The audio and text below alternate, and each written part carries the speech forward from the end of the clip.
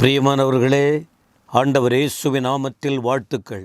தேவனுடைய மகிமையான தயவினால் கடந்த வருஷம் முழுவதும் அற்புத விதமாய் நடத்தினார். கடந்து வந்த பாதை பாருங்கள். கரடு முரடானதாக இருந்தது, வேதனை நிறைந்ததாக இருந்தது, வியாதி பலவீனங்கள் இருந்தது, ஏமாற்றமான சூழ்நிலையை பார்த்திருக்கிறோம். வறுமை கூட வந்திருக்கிறது, எதிர்ப்புகளை சந்தித்திருக்கிறோம். சந்தோஷமாய் இருக்க வேண்டும் என்று நினைத்த நேரத்தில் துக்கங்களும் கண்ணீரும் இழப்புகளும் பிரச்சனைகளும் வேதனைகளும் சோதனைகளும் நாம் சந்திக்க வேண்டிய ஒரு நிலைமை காணப்பட்டது. உங்களை கேட்டால் நீங்கள் சொல்லுவீங்க, கடந்து வந்த பாதை என்ன என்று நீங்கள் மன வேதனையோடு சொல்ல முடியும்.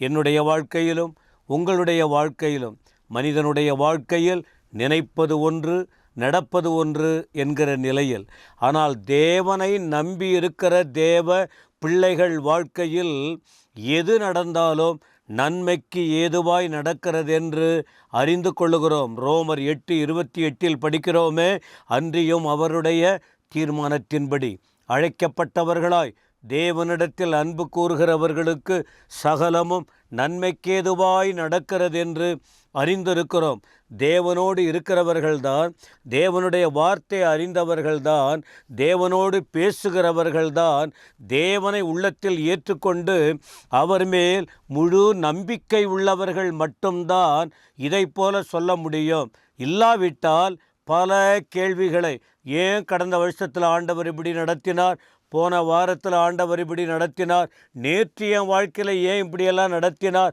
ஏன் இப்படியெல்லாம் அனுமதித்தார் என்று நாம் வருத்தப்படுகிற நிலைமைகள் காணப்படும்.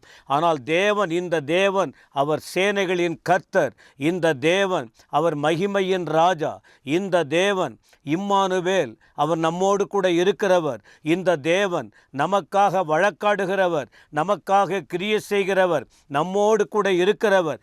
கடந்த நாட்களில் இருந்தவர் இந்த நாட்களில் இருப்பார். இந்த வருஷம் முழுவதும் தேவன் அவர் சொல்லியிருக்கிறார், நான் உன்னை விட்டு விலகுவதும் இல்லை, உன்னை கைவிடுவதும் இல்லை என்று. இந்த தேவன் மரண பரியந்தம் நடத்துவதற்கு அவர் வல்லமையுள்ள தேவன். எனவே சகரியா 4:6 சொல்லுகிறது, பலத்தினாலும் அல்ல பராக்கிரமத்தினாலும் அல்ல, என்னுடைய ஆவியினாலே ஆகும் என்று சொல்லப்பட்டிருக்கிறது. எனவே நீங்கள் இதுவரை உங்கள் பலத்தை வைத்து, உங்கள் பராக்கிரமத்தை வைத்து, உங்கள் ஐஸ்வர்யத்தை வைத்து யோசித்திருக்கலாம். அதெல்லாம் ஒன்றும் முடியாது. தேவ ஆவியானவரால் எல்லாம் முடியும். உங்கள் வாழ்க்கையில் பெரிய காரியங்களை செய்வார். கர்த்தருக்காக வாழுங்க, சோர்வை மாற்றுங்க, நீங்கள் கர்த்தருக்குள்ளே நிலைத்திருங்க, ஜெபம் பண்ணுங்க, வசனத்தை கேளுங்க, வசனத்தை தியானம் பண்ணுங்கள். அவர் உங்களை அற்புதமாய் நடத்துவதை பார்க்க முடியும்.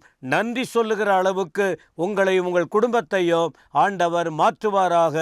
இந்த வருஷத்துக்குரிய ஆசீர்வாதங்கள் வாக்குத்தத்தங்களை உங்களுக்கு சொல்லுகிறேன். கர்த்தர் உங்களை ஆசீர்வதிப்பாராக. ஆமேன், ஆமேன்.